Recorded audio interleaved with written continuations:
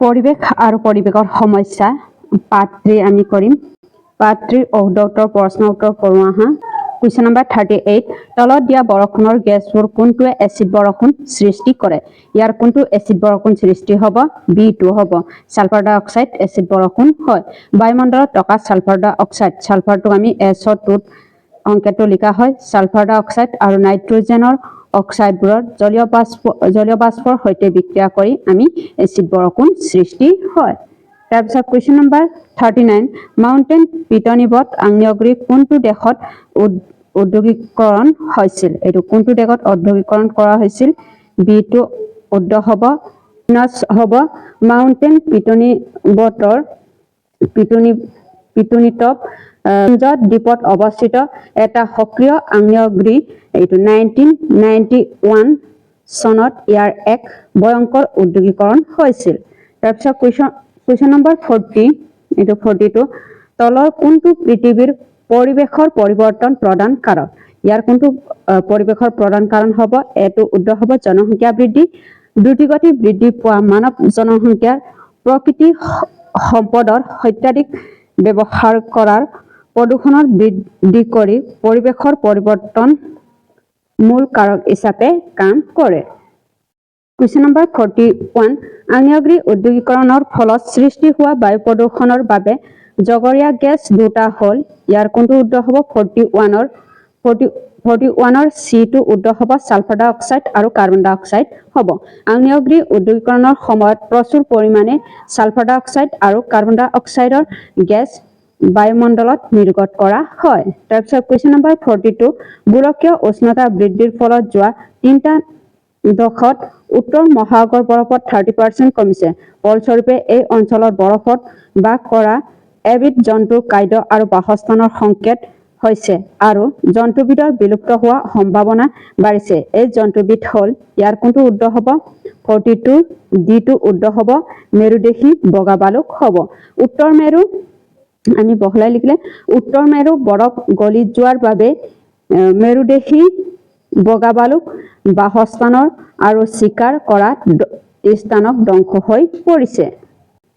43 IUCN সংস্থাটো কোনটো আন্তঃৰাষ্ট্ৰীয় অনুষ্ঠানৰ অন্তৰ্গত? ইয়াৰ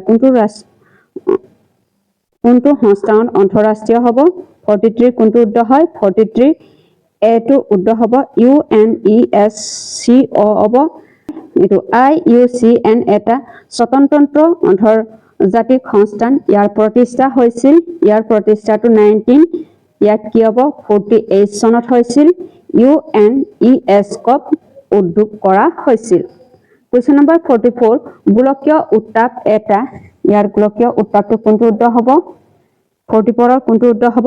D2 উত্তৰ হ'ব আন্তঃৰাষ্ট্ৰীয় সমস্যা হ'ব। গোলকীয় উষ্ণতা বৃদ্ধি কোনো এক নিৰ্দিষ্ট দেশ বা অঞ্চলৰ সমস্যা নহয়, ই সমগ্ৰ পৃথিৱীকে প্ৰভাৱিত কৰা এটা গোলকীয় বা আন্তঃৰাষ্ট্ৰীয় সমস্যা হয়। কুৱেশ্যন নম্বৰ 45 মৌলিক দিশৰ পৰা পৰিৱেশৰ সমস্যাসমূহক কেইভাগত ভগাব পাৰি? ইয়াৰ কোনটো উত্তৰ হ'ব? 45ৰ D2 উত্তৰ হ'ব 3 হ'ব। মৌলিক পৰিসৰ অনুযায়ী পৰিৱেশৰ সমস্যাসমূহক 3টা ভাগত ভগাব পাৰি। স্থানীয়, আঞ্চলিক আৰু গোলকীয় উষ্ণতা হ'ব। এইটো 3টা ভাগত ভাগ কৰোঁ। কি হ'ব? স্থানীয়, আঞ্চলিক ভূগোল আৰু গোলকীয় ভূগোল হ'ব। তাৰপিছত কুৱেশ্যন নম্বৰ 46 তলৰ কোনটো স্থানীয় পৰিৱেশৰ সমস্যাৰ উদাহৰণ? ইয়াৰ কোনটো স্থানীয় পৰিৱেশৰ সমস্যা হ'ব? B2 উত্তৰ হ'ব ক্ষুদ্ৰ উদ্যোগীৰ ফলত হোৱা ভূমি প্ৰদূষণ হ'ব। আমি কোনো এটা অঞ্চলৰ নিৰ্দিষ্ট ক্ষুদ্ৰ উদ্যোগৰ পৰা হোৱা প্ৰদূষণকে কেৱল এই সীমিত এলেকাতে প্ৰভাৱিত কৰে। এয়েহে ই এক কি হ'ব? স্থানীয় সমস্যা হয়।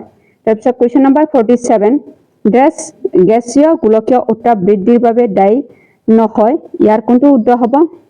47ৰ D2 উত্তৰ হ'ব এচিটাইলিন হ'ব।